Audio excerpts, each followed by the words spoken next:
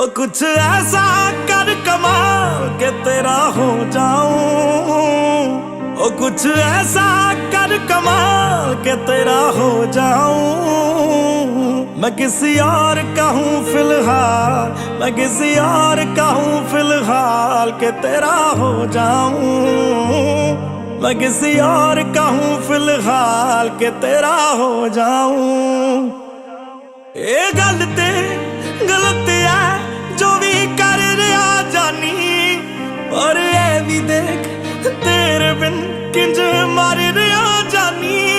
ओ मर जाएंगे लै संभाल, ओ मर जाएंगे लै संभाल के तेरा हो जाऊं।